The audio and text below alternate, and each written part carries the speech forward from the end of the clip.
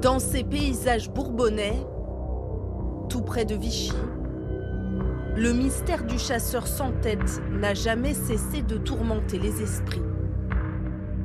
Un cold case vieux de plus d'un quart de siècle. Une affaire dans l'impasse depuis ce matin de Noël 1995, où le corps d'un chasseur est retrouvé décapité. Quand on évoque les cold cases, localement, on sait que s'il y a un cold case ici qui n'est pas résolu et qui suscite beaucoup d'interrogations, c'est l'affaire Christophe Douard. On est dans le macabre et l'inimaginable. On est vraiment dans quelque chose de sordide, glaçant, quelque chose qui dépasse la fiction. Un homme a longtemps été considéré comme le suspect numéro 1. C'est toi l'assassin, il a dit, tu vas avouer, j'étais l'homme à abattre. Mais 27 ans après ce meurtre sauvage, c'est une toute autre personne qui a finalement été mise en examen. Sa veuve, à la surprise générale. On a des preuves scientifiques qui permettent aujourd'hui de mettre en cause Maria Douard. Il y a plusieurs incohérences, plusieurs dénégations qui montrent en tout cas qu'elle ne nous dit pas la vérité. Maria, 56 ans, serait impliquée, avec peut-être des complices,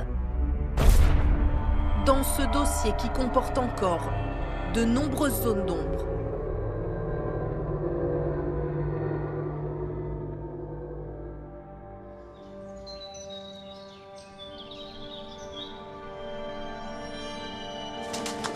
Ce lundi 25 décembre 1995, aux aurores, une fine couche de neige recouvre la nature. Les températures dépassent à peine 0. Dans les maisons, les familles se réveillent doucement et commencent à déballer les cadeaux glissés sous le sapin de Noël. René, le chef des pompiers, est chez lui, quand soudain, des coups résonnent. Je pense que c'était vers 8 h du matin. Des chasseurs frappent à ma porte, quoi, avec mon épouse et mes enfants. Et on m'a annoncé qu'ils avaient découvert un corps dans un fossé entre Buchet et les corps. Et apparemment, il n'y aurait plus de tête, il y avait une paire de bottes sur sa tête. Voilà. Et ça serait exactement ici. Voilà.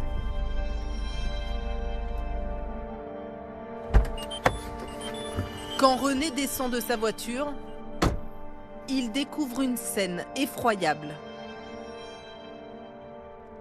Ben, le corps, il est allongé là, les pieds de ce côté, et le sens du corps, la tête, côté tête était ici, avec une botte à cet endroit, la tête.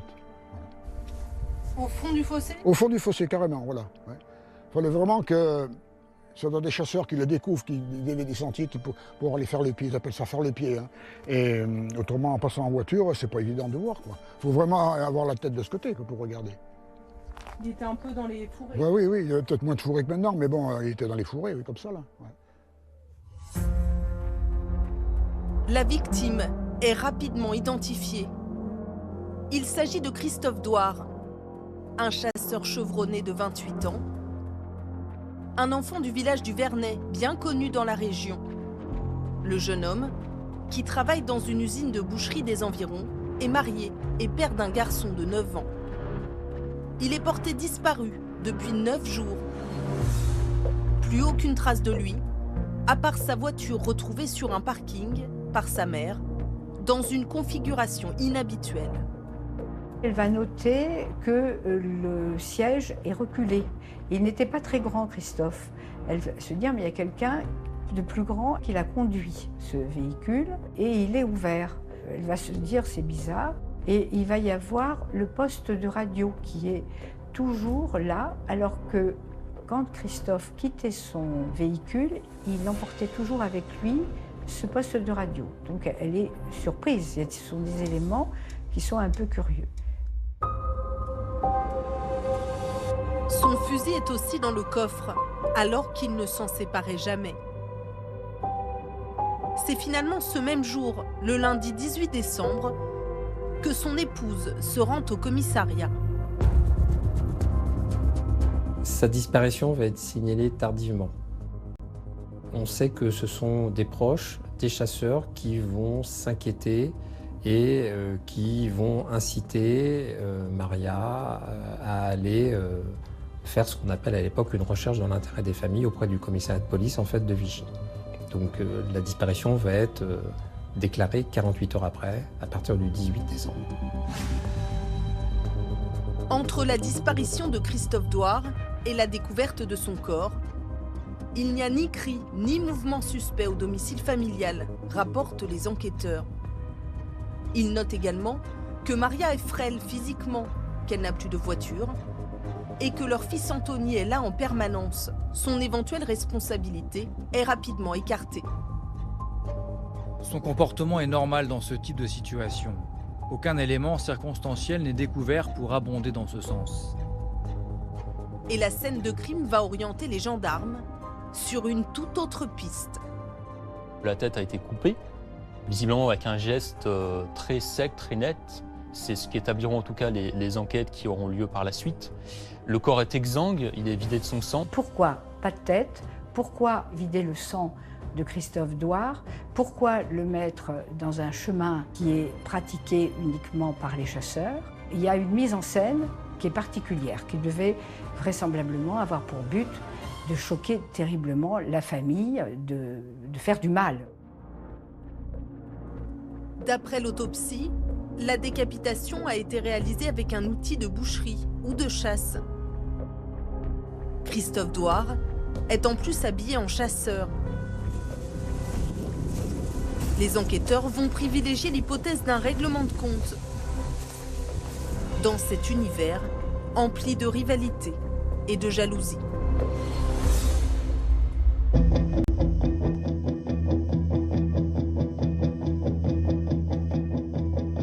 Dans ces villages disséminés sur la terre bourbonnaise, la chasse c'est bien plus qu'un loisir. C'est un mode de vie, presque un empire dans un empire, avec ses codes, ses fusils et ses chiens au flair d'exception qui font la fierté de leur maître. Christophe Douar s'affranchit souvent des règles, au point que sa mère l'a exclu de la société de chasse qu'elle dirige. Le jeune homme turbulent a alors rejoint un groupe concurrent, dont fait partie Dominique Maillet. Lui, il avait ses chiens, moi j'avais mes chiens, puis on a discuté comme ça. On a fait quelques parties de chasse ensemble. C'était une relation de chasse, si vous voulez, mais amis, non. On cassait la croûte ensemble quand on faisait une partie de chasse. Mais moi, j'ai jamais été manger chez lui. Des fois, ça m'arrivait d'aller chercher chez lui, mais je rentrais pas chez lui. Je suis rentré qu'une fois chez lui. Lorsque le corps est retrouvé, cet homme au caractère bien trempé devient très vite le suspect numéro 1. C'est quelqu'un qui a une grande personnalité, c'est quelqu'un qui a un statut social peut-être plus élevé que ses camarades de chasse. Il a un pick-up, il a une certaine envergure. On va retrouver chez lui certains éléments. On retrouve le corps de chasse de Christophe chez lui. Il a emprunté, dit-il, la chienne de son ami. A-t-il emprunté ou volé Flora, la chienne préférée de Christophe Douar, la veille de sa disparition? C'est une question centrale pour les enquêteurs.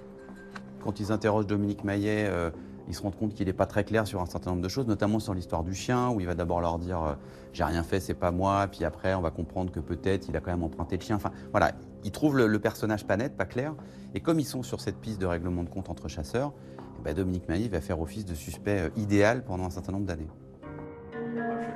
Lui assure que Christophe lui a prêté Flora. Il est interrogé plusieurs fois. Des fouilles sont effectuées à son domicile. Sa propre sœur l'accuse d'être le meurtrier.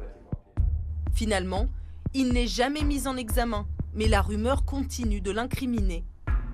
Votre nom a été sali, Maillet? Ah oui, plus que sali. On m'appelait le coupeur de tête, quick, et puis tout le reste. Hein. Moi, j'ai un fils qui est Auvernais, en plus. Lui, il n'a jamais pu mettre ses enfants à l'école Auvernais, parce que leur grand-père, c'était un assassin. Mais on ne prend pas un petit-fils d'assassin quand même. Pire encore, Son plus jeune fils, Gabriel, 30 ans, a mis fin à ses jours en janvier 2022. Il avait 4 ans au début de l'affaire et avait toujours beaucoup souffert de ces accusations. À force d'accumuler, au bout d'un moment, on ne résiste plus. Je ne sais pas si c'est pour ça qu'il s'est suicidé, mais je pense que ça y est pour beaucoup.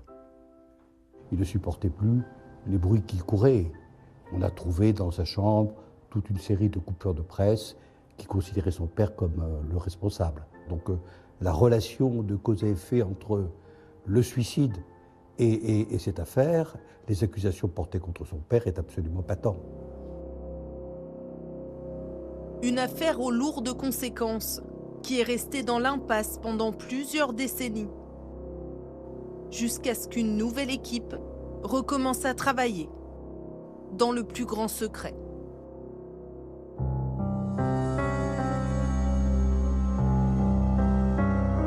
En 2018, le procureur Éric Neveu prend ses fonctions à QC. Il découvre alors un dossier hors norme. J'ai traditionnellement en fait le réflexe de faire le tour des services des scellés. Et avec la directrice de greffe, à un moment donné, je passe dans les scellés, je vois des cartons, je vois Douar, affaire Douar, et je pose la question, mais qu'est-ce que c'est? Quels sont ces scellés? Pourquoi sont-ils ici? Elle m'explique, mais c'est un cold case, c'est une affaire qui n'a pas été résolue, et ça attire forcément ma curiosité. Il y a plusieurs tomes de dossiers et que je vais, tard le soir, à petite dose, commencer à m'imprégner de la lecture de ce dossier qui n'est pas simple. Hein. Et en mai 2020, je décide de rouvrir, en fait, de rediligenter une enquête préliminaire. Une cellule spéciale se met à l'œuvre. Elle est composée de gendarmes qui n'ont jamais travaillé sur l'affaire, d'experts en comportement et d'analystes criminels qui, grâce au progrès de la science, vont pouvoir exploiter les traces ADN sur les scellés. Au printemps 2022, le corps de Christophe Douar est exhumé. Et les journalistes, comme les habitants, découvrent que l'enquête a recommencé. Les habitants de la commune du Vernay, là d'où était originaire Christophe Douar, ont été évidemment surpris du fait que cette affaire soit relancée. Certains ne s'y attendaient plus. Et donc ça a été pour eux une forme de sidération de voir qu'il puisse y avoir un rebondissement. Je me suis dit que la piste Mayenne n'était pas forcément la bonne. Et je me suis dit qu'il fallait travailler comme si en fait on redécouvrait à nouveau le cadavre, réexaminer toutes les pistes, fermer des portes, comme on dit dans notre jargon, là où il y avait des portes qui étaient restées ouvertes, et retravailler sur toutes les hypothèses, et notamment l'hypothèse en fait, pourquoi pas du crime conjugal. Au fil des mois, les soupçons se précisent. L'étau se resserre autour de la veuve de la victime. Ils vont découvrir, notamment dans ces expertises qui sont réalisées, à l'intérieur de la botte de Christophe Douar, ils vont découvrir l'ADN de son épouse. Alors c'est un peu étonnant parce que l'ADN à l'extérieur, on pourrait comprendre, elle manipule une botte, elle laisse de l'ADN dessus, mais là l'ADN est à l'intérieur de la botte. Puis ils vont aller même sur des détails très importants, c'est-à-dire qu'ils vont reprendre par exemple les factures d'eau de la maison de Christophe Douar et de sa femme, s'apercevoir qu'en décembre 1995, quand il disparaît, il y a une facture d'eau qui est anormalement élevée ce mois-là. Et pour eux, l'hypothèse, c'est que si la facture d'eau est très élevée, c'est parce qu'il y a eu une grosse dépense d'eau à un moment donné dans le mois. Et pour eux, une dépense d'eau, c'est une scène de crime qu'il faut nettoyer, quelque chose avec un gros épanchement de sang. Des éléments scientifiques troublants qui s'ajoutent à un climat familial très tendu. Les enquêteurs redécouvrent les noirceurs des époux Douar, un couple à la dérive.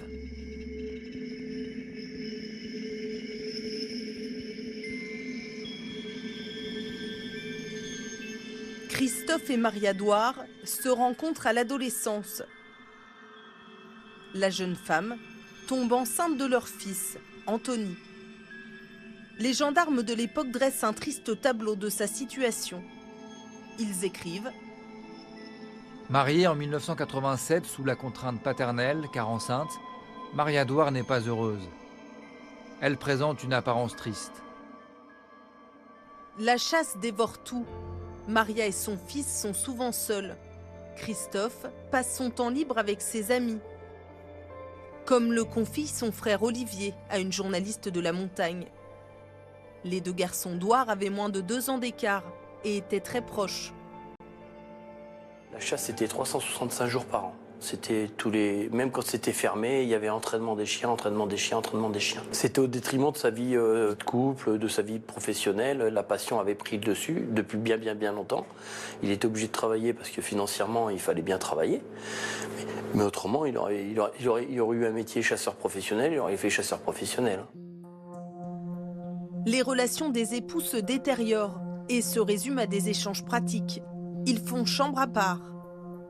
C'est vraiment à l'époque ce que beaucoup de sources rappellent. C'est un couple qui est assez tempétueux, leur vie de couple n'est pas forcément un long fleuve tranquille. Plus les enquêtes ont pu avancer, plus il s'est avéré que c'était visiblement un mari assez colérique parfois, qui avait souvent des disputes, en tout cas avec son épouse, à tel point que celle-ci avait fini par envisager la séparation.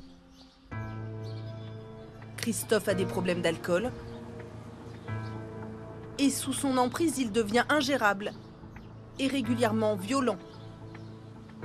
Suite à l'alcoolisme de son mari, Maria engage une procédure de divorce. Il se fait soigner, la procédure est interrompue. Malgré cela, Christophe donne à l'occasion des coups à son épouse, comme auparavant. Au début du mois de décembre 1995, une semaine avant la disparition de Christophe, une grosse dispute éclate. Il a vomi dans la voiture et Maria est furieuse de devoir utiliser un véhicule souillé. Il la frappe. Elle se rend au travail à l'usine de lait où elle est employée, avec un bleu au visage qu'elle tente de dissimuler. Et quelques jours plus tard, le samedi 16, dans l'après-midi, un événement très étrange va se produire au domicile du couple.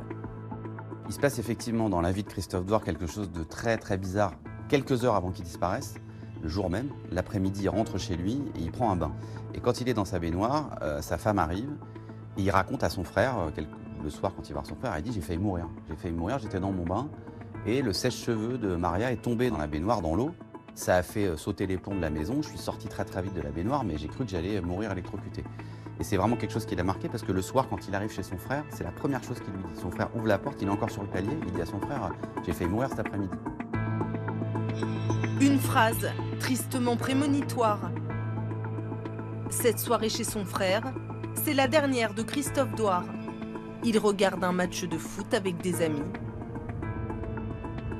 Quand il repart, il est 23h30. Il est en tenue de ville et a prévu de rentrer chez lui. C'est là que sa trace est perdue. Que se passe-t-il ensuite ? Est-il bien arrivé jusqu'à sa maison? Maria assure qu'elle ne l'a ni vu ni entendu cette nuit-là. 27 ans plus tard, elle va être à nouveau confrontée à ses déclarations. Et son attitude va surprendre.